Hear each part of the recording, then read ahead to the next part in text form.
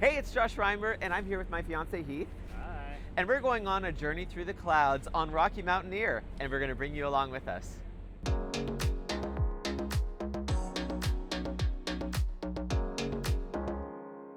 So we did a 2-day train ride on Rocky Mountaineer. There are, of course, different routes you can take and different amounts of time, but we were doing Vancouver to Jasper over 2 days. So we left rainy Vancouver behind, and basically the first thing we did on board was go down to have breakfast. We were doing the GoldLeaf Service level, so that's where you sit up top and then you eat on the lower level. And check out this food, like it was really impressive.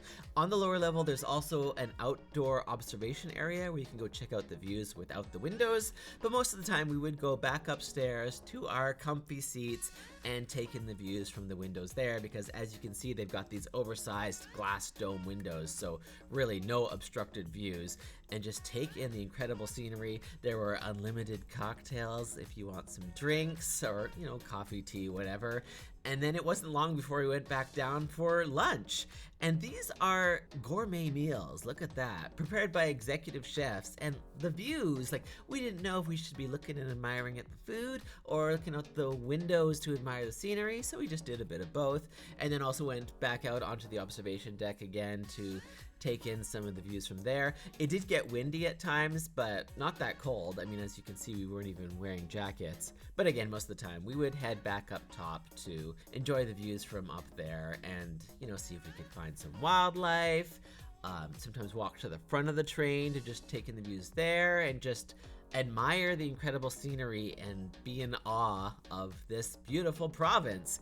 And these trains we don't actually sleep on, so it was just taking in all the views during the day, and then as we approached sunset and the evening, we actually got off the train, got onto some buses in Kamloops, and went to a hotel to stay the night there, which was of course much more comfortable, much more spacious than you could possibly be on a train.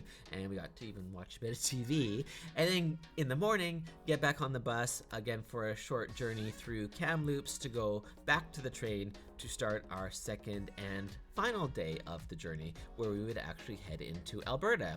So after getting back on the train, this time the other half of the train car went down to have breakfast first, so we just stayed up and had a snack and some coffee, and then after that went down and had our breakfast. There were, I think, 4 or 5 different items that you could choose from on the menu, which all sounded and looked and tasted delicious, again with incredible views. And when you go back up top, the service staff up there also are guides, essentially, so they're telling you all kinds of things about the area. Most of the people on the train didn't actually seem to be from Canada, but even as Canadians ourselves, we learned a lot from these guides. And then we went down for, sadly, our final meal, which was lunch of day 2, which again, we had so many great options, so many incredible views, and then just back up to take in the last bit of scenery before this journey came to an end. And they even found ways to keep us entertained in case the scenery somehow wasn't enough. So check this out. At one point, they asked us all to draw a moose because they said that it reveals a lot about you how you draw a moose. I think to me, it just reveals that some people are really good at it and some people not so much. I'd definitely be in the not so much category, but what I do well is eat cookies, and that's what they gave us as our final treat when we were in Alberta for the last part of our trip.